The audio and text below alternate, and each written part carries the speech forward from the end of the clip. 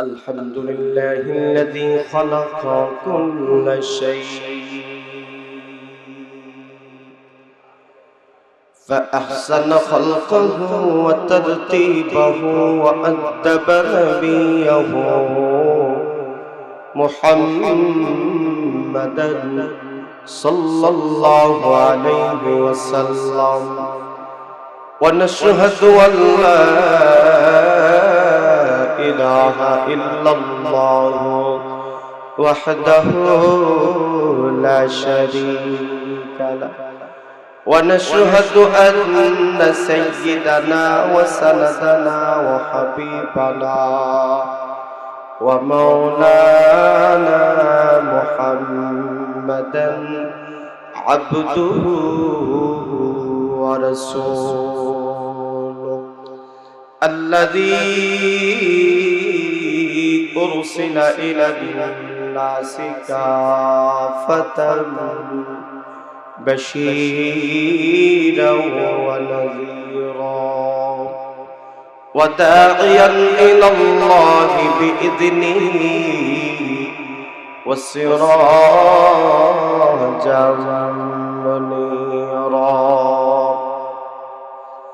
أما بعد فأعوذ بالله من الشيطان الرجيم بسم الله الرحمن الرحيم اتل ما أوحي إليك من الكتاب وأقم الصلاة إن الصلاة تنهى عن الفحشاء والمنكر ولذكر الله أكبر والله يعلم ما تصنعون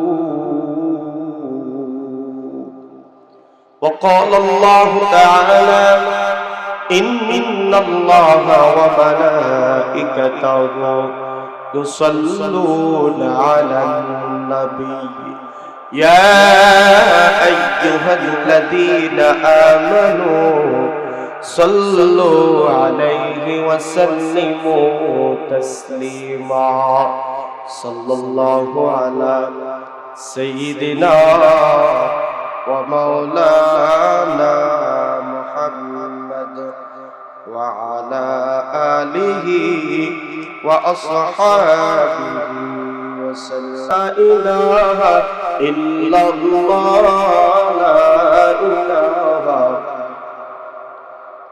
لا إله إلا الله لا إله إلا الله لا إله زوري لا إله إلا الله لا إله لا إله إلا الله محمد رسول الله صلى الله عليه وسلم ইমানের পথে অবিচল থেকে আমার মরণ যেন ইমানের পথে অবিচল থেকে আমার মরণ যেন তোমারই কাছে মিনতি আমার তোমারই কাছে মিনতি আমার ও গো প্রভু দয়াময় ইমানের পথে অবিচল থেকে আমার মরণ যেন হয় সকলে বলেন আমিন আলহামদুলিল্লাহ তাফসীরুল কোরআন পরিষদ লামাকাজি এর উদ্যোগে 3 দিন ব্যাপী 23তম তাফসীরুল কোরআন মাহফিলে শ্রদ্ধাভাজন সম্মানিত সভাপতি সাহেব, আজকের তৃতীয় দিন সভাপতিত্ব আসন অলঙ্কিত করেছেন হযরত মাওলানা খালেদ আহমদ সাহেব, সাবেক ইমাম ও খতিব লামাকাজি বাজার কেন্দ্র জামে মসজিদ। আমার পূর্বে যিনি চমৎকার আলোচনা করেছেন মুফতি আলী হাসান ওসামা সাহেব দামাত বারাকাতুহুম, আমার পরেও গুরুত্বপূর্ণ আলোচনা করবেন। আমরা মহান আল্লাহ পাক রব্বুল আলামিনের দরবারে অসংখ্য অগণিত নিয়ামতের শুকর আদায় করি, যিনি আমাকে আপনাকে দয়া করে মায়া করে নুরানি এক মাহফিলে, গুনাহ মাফের এক মাহফিলে আসার বসার তৌফিক দান করলেন। আমরা সকলেই অন্তরের অন্তঃস্থল থেকে কালিমাতুশ শুকর আদায় করছি আলহামদুলিল্লাহ। আপনাদের কাছে আমার একটি আবদার থাকবে, এখানে যারা আমরা বসে আছি, প্রথম কথা হচ্ছে আমরা সকলেই সজাগ থাকবো ইনশাআল্লাহ। দ্বিতীয় কথা হলো আমার কথাগুলো আপনারা বোঝেন কি বোঝেন না, প্রয়োজন যেই জায়গাতে হা বলার কথা হা বলবেন, না বলার কথা না বলবেন, পারবেন না ইনশাআল্লাহ। কথাগুলো বুঝতে হবে, আমলের নিয়তে বসতে হবে। আজকে আমাদের দেশে ওয়াজ মাহফিল কম না বেশি হয়? বেশি হয়। এই ওয়াজ মাহফিল আমাদেরকে বিভিন্ন বিষয়ের দিক নির্দেশনা আমাদেরকে দেয়, কারণ আমাদের দেশে একাডেমিক শিক্ষা, ইসলামিক একাডেমিক শিক্ষা খুবই কম। বেশি থেকে বেশি যারা মাদ্রাসায় পড়ে নাই তাদের শিক্ষার জায়গা হচ্ছে মসজিদের মক্তব। কথা বলেন না কেন? ইশারা দিয়ে ঠিক করে ফেলবেন, সময় নিয়ে। বেশি থেকে বেশি আমাদের শিক্ষার, ইসলামী শিক্ষার যে মৌলিক বিষয়গুলো শেখার চেষ্টা আমাদের হয় অধিকাংশ মক্তব পর্যন্ত, এরপরে নাই। এই মক্তবের শিক্ষা দিয়ে আমরা আমাদের এই ৭৭ বছর জিন্দেগি আমরা কেমনে কাটাইবো বলে? আমাদের দেশের তরুণ যুবকরা, এলাকার নওজোয়ান যুবকরা, এলাকার মুরব্বিয়ানে কেরাম, প্রবাসী সহ আমাদের দেশে এই 3 দিন ব্যাপী, 4 দিন ব্যাপী, 5 দিন ব্যাপী, 7ম দিন ব্যাপী 1 দিন 2 দিন করে তাফসীর করা মাহফিল হয়। আর এক একজন বিভিন্ন বিষয়ে আলোচনা করে মোটামুটি আমাদেরকে একটু ধারণা ভালো থাকলে বসো, নাইলে বাসায় যাও, চুপ করে বসে মনোযোগ শুনে কথাগুলো বলছিলাম কি, এই তাফসীর করা মাহফিলের উপকার আছে না নাই? আওয়াজ দিতে হবে, উপকার আছে না নাই? একটা শ্রেণীর মানুষ বলে তাফসীর করা মাহফিল করে লাভ কি? যারা বলে লাভ কিটা দেখবেন খুঁজে এরা নামাজই যায় না। কথা বলে ঠিক না বেটি? যারা বলে লাভ কিটা খুঁজে দেখবেন এগুন সুদের সাথে সম্পর্ক, এগুন ঘুষের সাথে সম্পর্ক। কারণ যখন কোন বিষয়ে সুদ ঘুষ দেওয়া হয় তখন অ্যালার্জির মধ্যে পুরো শরীরে চুলকানি শুরু হয়। এরকম সুদখোর ঘুষখোর সমাজে আছে না নাই? এরাই বলে তাফসীর মাহফিল করে লাভ কি? কথা বলে তাফসীর মাহফিল অনেক অনেক উপকার। পয়গম্বর আদম আলাইহিস সালামের জীবন, মুসা আলাইহিস সালামের জীবন, ঈসা আলাইহিস সালামের জীবন, আমাদের নবী সাল্লাল্লাহু আলাইহি সাল্লামের পবিত্র জিন্দেগি, আমাদের শিক্ষা মক্তব পর্যন্ত সীমাবদ্ধ।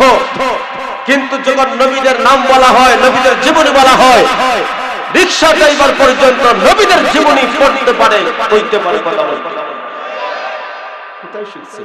এই লামা কাজীর মতন তাফসীর কোরআন মাহফিল পাড়ায় পাড়ায় মহল্লায় মহল্লায় এলাকায় এলাকায় যখন হচ্ছে, এই তাফসীর কোরআন মাহফিল থেকে বিভিন্ন বিষয় শিকার সুযোগ আছে।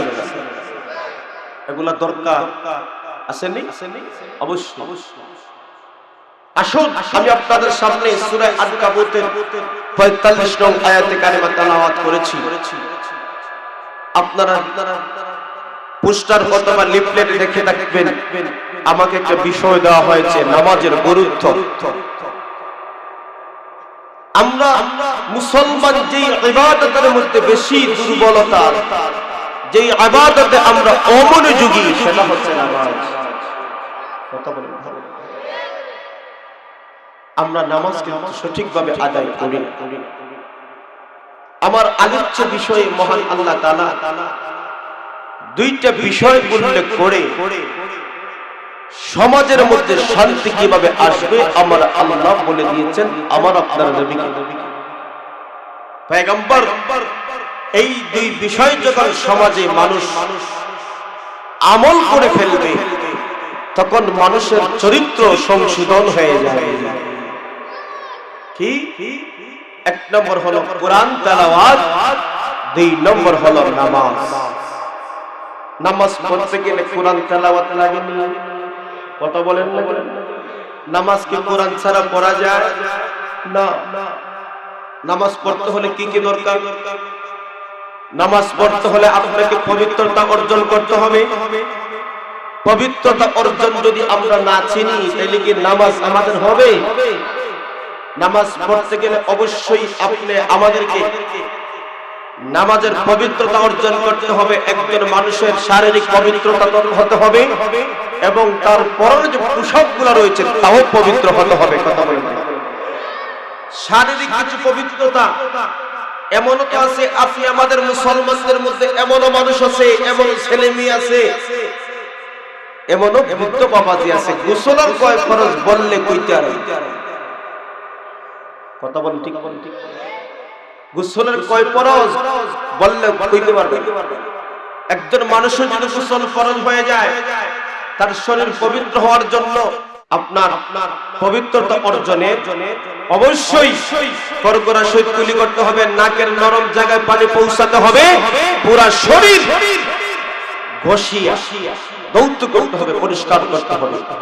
এই তিন ফরজ যদি আপনি আমি করি না, একটা চুল যদি আপনার শরীরে শুকনা থাকে, একটা চুল কি আঙ্গুলের মতো বড় না একবারে বাড়ি, একটা চুল পরিমাণ জায়গা যদি আপনার শুকনা থাকে, তাহলে আপনার গোসল ফরজ আদায় হয়ে দেখছেন, আপনি গোসল করছেন কিন্তু সামান্য জায়গা শুকনা, আপনি অপবিত্র না পাক। এখন আপনি যদি নামাজ পড়েন, নামাজ হবে? কথা বলেন, হবে?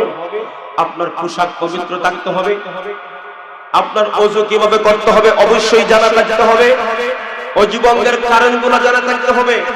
আপনার নামাজ পড়ছেন, ওযু ভঙ্গের কারণ 7টা, এর মধ্যে একটা হয়ে গেছে, কিন্তু আপনি ওযু ভঙ্গের কারণ জানেন না, এখন নামাজও পড়তেছেন, নামাজ যতই পড়েন কিন্তু ওযু তো আপনার শেষ, নামাজ কি কবুল হবে?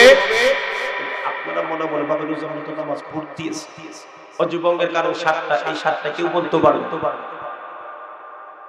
নামাজের বাহিরে এবং ভিতরে ফরজ আছে, নামাজের ওয়াজিব আছে, নামাজের ভঙ্গের কারণগুলো আছে, এইগুলো আমরা কয়জনে জানি? কথা বলে ঠিক জানি না। এই বাহ্যিক যে পবিত্রতা, এগুলা যদি আমার না থাকে, তাহলে নামাজ যতই পড়ি আমার নামাজ কাজ হবে? নামাজ পড়তে গেলে অবশ্যই কোরআন তেলাওয়াতের দরকার আছে না নাই? এই জন্য আল্লাহ পাক রব্বুল আলামিন বলেন, কুতুল মা উহিয়া ইলাইকা মিনাল কিতাব। আমার আপনার নবী মায়ার নবীকে সম্বোধন করে বলেন, পয়গম্বর, সমাজ যদি সুন্দর করতে হয়, সমাজ যদি সংশোধন করতে হয়, মানুষের ব্যক্তিগত জীবন, সামাজিক জীবন যদি সুন্দর করতে হয়, আমি আল্লাহ পাক রব্বুল আলামিন ঘোষণা দিলাম, আপনি পবিত্র কালামুল্লাহ থেকে তেলাওয়াত করেন এবং আপনার উম্মতদেরকে তেলাওয়াত করে শোনান। এর দ্বারা আমার আল্লাহ বুঝাতে চায়, মানুষের জীবন সুন্দর করতে হলে, মানুষের জীবনকে পরিবর্তন করতে হলে কোরআনের সাথে অবশ্যই তার সম্পর্ক রাখতে হবে, কোরআনের সাথে তার জীবনকে গড়ানো হতে হবে, জড়িয়ে রাখতে হবে, কোরআন শিখতে হবে, কোরআন শিখাতে হবে। কারণ কোরআন তো নামাজ পড়তে লাগে না। আপনি যখন নামাজ শুরু করেন সূরা ফাতিহা পড়তে হয়, আপনি যখন নামাজ শুরু করেন সূরা ফাতিহার সাথে অন্য একটা সূরা অথবা আয়াত মিলাইতে হয়। যদি আমি কোরআন যদি না জানি, আপনি আমার কোরআন শিক্ষা যদি সহি শুদ্ধ না হয়, এই কোরআন দিয়ে নামাজ কবুল হবে না। এই জন্য আল্লাহ তাআলা বলেন, আগো পয়গম্বর, সমাজটাকে পরিবর্তন আনার জন্য, সমাজটাকে সুন্দর করতে হলে অত্যন্ত জরুরি হলো কোরআন তেলাওয়াত। এই জন্য আল্লাহ পাক রব্বুল আলামিন বলেন, ইকরা বিসমি রাব্বিকাল্লাযী খালাক, খালাকাল ইনসানা মিন আলাক, ইকরা ওয়া রাব্বুকাল আকরাম আল্লাযী আল্লামা বিল কলম আল্লামাল ইনসানা মা লাম ইয়ালাম। আল্লাহ পাক রব্বুল আলামিন বলেন, সমাজে যত পড়ালেখা হবে, সব পড়া হতে হবে রবের নামে। কথা বলেন ঠিক কিনা? সমাজে যত পড়া হবে, এই পড়াগুলো হতে হবে আবার রবের নামে। যেই রব আমাকে সৃষ্টি করেছেন, আপনাদেরকে সৃষ্টি করেছেন, এই রবের নামে আমাদের পড়া। কথা বলেন ঠিক কিনা? আর রহমান আল্লামাল কুরআন খালাকাল ইনসান আল্লামাহুল বায়ান। আল্লাহ পাক রব্বুল আলামিন বলেন, আমি মানুষকে বানাইলাম, মানুষকে কথা বলার যোগ্যতা দিলাম। এই মানুষের পূর্ণতা তখন পাবে যখন তার জীবনে কোরআনের শিক্ষা থাকবে। ওই মানুষটার প্রকৃতপক্ষে মানুষ হলো সে যার জীবনে কোরআনের শিক্ষাটা আছে, যার জীবনে কোরআন তার জীবনে জড়িয়ে রেখে দিয়েছে। একজন মানুষের জীবনে যদি আল্লাহ না থাকে, রাসূল না থাকে, একজন মানুষের জীবনে যদি ইসলাম না থাকে, কোরআন না থাকে, এটা দেখতে দেখা যায় মানুষ, কিন্তু আল্লাহ পাক রব্বুল আলামিন বলেন সে প্রকৃতপক্ষে মানুষ হতে পারে নাই।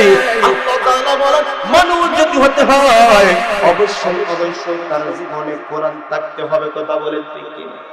এই জন্য বন্ধুগণ আমার, আজকে আপনি আমি কয়জন কোরআন তেলাওয়াত করি, কয়জন কোরআন পড়ি? যদিও পড়ি, আমার কোরআন সহি হয় না। কথা বলেন ঠিক কিনা? এই জন্য আল্লাহ পাক রব্বুল আলামিন বলেন, সমাজ যদি সুন্দর করতে হয়, এক নম্বর হলো পয়গম্বর। এই সমাজের মধ্যে যদি কোরআন চালু হয়ে যায়, এই সমাজে যদি কোরআন চালু হয়ে যায়, কোরআনের বিধান যখন চালু হয়ে যাবে, এই অশান্ত সমাজ শান্তির জন্য কোরআন যথেষ্ট। ঠিক কিনা? এই জন্য আল্লাহ বলেন, ওয়াতাসিমু বিহাবলিল্লাহি জামিআ ওয়া লা তাফাররাকু। আল্লাহ পাক রব্বুল আলামিন বলেন, তোমরা আমার রশিকে মজবুত করে ধরো। তাফসীরের কিতাবের মধ্যে উল্লেখ করে দিয়েছেন, রশি দ্বারা উদ্দেশ্য হলো আল কুরআন, রশি দ্বারা উদ্দেশ্য হলো ইসলাম। অর্থাৎ কোরআনকে মানো, ইসলাম মানা হবে। কথা বলেন ঠিক কিনা? এই জন্য কোরআনকে ধরো, ইসলামকে ধরো। কোরআন ছাড়া সমাজ শান্তিময় হবে না। আমার আপনার নবী, মায়ার নবী 1450 বছর পূর্বে বিদায় হজে 1 বছর বড় ছিলেন। তারাকতু ফীকুম আমরাইন লান তাদিল্লু মা তামাসসাকতুম বিহিমা কিতাবাল্লাহি ওয়া সুন্নাত রাসূলি। আল্লাহর নবী, মায়ার নবী বলেন, আমি দুনিয়া থেকে বিদায় হয়ে যেতেছি, হে আমার উম্মতের দল, তোমাদের মধ্যে দুইটা জিনিস রেখে দিতেছি, একটা হলো কোরআন, আরেকটা হলো আমার নবীর সুন্নাত। কোন বান্দা বান্দী যদি কোরআনকে আঁকড়ে ধরতে পারে, আমার নবীর সুন্নাতকে আঁকড়ে ধরতে পারে, দুনিয়ার পচা মত পথ ভ্রষ্ট কোনো কিছুই তাকে গ্রাস করতে পারবে না। এই জন্য বাতিলদের একটাই নজর, বাতিলদের একটাই দৃষ্টি, মুসলমানের কোরআনকে কিভাবে বন্ধ করা যায়। কথা বলেন ঠিক কিনা? মুসলমানদের কোরআনকে কিভাবে বন্ধ করা যায়, এই জন্য সুকৌশলে আজকে আমাদের এই আধুনিক জমানায় আইসা দেখি, আমরা যখন ছোট অবস্থায় লেখাপড়া করলাম, মক্তব ছিল ভরপুর। কথা বলেন ঠিক কিনা? মক্তব ছিল পুরো ভরপুর। কত আনন্দের সাথে ছোট বাচ্চারা মক্তবে গেছে। আজকে মক্তব ছাত্র শূন্য। কথা বলেন বাস্তব কথা বলছি, উত্তর দিয়েন। আজকে মক্তবগুলো শুনলো, কেন শুনলো জানেন? সুকৌশলে আমাদের সমাজে কিন্ডারগার্টেন নামে, কেজি স্কুলের নামে ঘুরেই যখন চালু হয়ে যায় তখন মক্তব যাবে। কথা বলেন না কেন? আমাদের সমাজে স্কুল কিন্ডারগার্টেন আসেনি। আমরা কি এই স্কুলের বিরোধিতা করি? না। আমরা কি কেজি স্কুলের বিরোধিতা করি? না। কারণ আপনাদের এলাকায় এমন কোন শিক্ষিত যুবক নাই, এমন কোন শিক্ষিত লোক নাই যে প্রাইমারি স্কুলে পড়ে বড় শিক্ষক হয়েছে, বড় চাকরিজীবী হয়েছে, বড় শিক্ষার্থী হয়েছে, এমন লোক নাই। কথা বলেন না? লামাকাজি নাই? কথা বলেন নাই? তারা কখন কোন সময় করছে? আগেকার যুগের এখনো তো ক্লাস 9:30 10টা থেকে শুরু হয় স্কুলে। কথা বলেন ঠিক কিনা? আমাদের প্রাইভেট গুলো চালু হয়ে গেছে ঘুরে 7:30টায় আনা হয়েছে। 7:30টায় যদি 8টায় 7:30টায় 7টায় অনেক সময় শুরু হয়ে যায়। এই 7টার সময় যদি আপনার ছেলে মেয়েকে পাঠায় দেন কেজিতে, আপনি মক্তবে পাঠাবেন কখন? কথা বলেন না কেন? আপনাদেরকে সজাগ করার জন্য বলছি, আপনাদের বিবেককে জাগ্রত করার জন্য বলছি। আপনার ভাই, আপনার ভাতিজা, আপনার ছেলে কিন্ডারগার্টেন চালায়, আপনার ছেলে কেজি স্কুল চালায়, তাকে বলেন সময় চেঞ্জ করো, 9টা থেকে শুরু করো, 9টা থেকে শুরু করো, 9টা থেকে শুরু করো। 9টা থেকে শুরু করলে ধারাবাহিকভাবে ক্লাসগুলো পড়াও। আপনার ছেলে এই দিকেও লাভ হবে, এই দিকেও মক্তবে যাইয়া ইসলামের মৌলিক যে বিষয়গুলো আছে সেইগুলোও শিখবে। একটা ছেলে যদি ইসলামের মৌলিক বিষয়গুলা ছোটকালে শিখতে পারে, এই ছেলেটা যখন যুবক হবে, এই ছেলে যখন চাকরিজীবী হবে, এই ছেলের মাধ্যমে যার শিক্ষা কোরআনের ধারক বাহক তার অন্তরে ছোট অবস্থায় আপনি ঢুকিয়ে দিয়েছেন, এই ছেলের মাধ্যমে দুর্নীতি হবে না, এই ছেলের মাধ্যমে সুদ হবে না, এই ছেলের মাধ্যমে ঘুষ হবে না। কথা বলেন।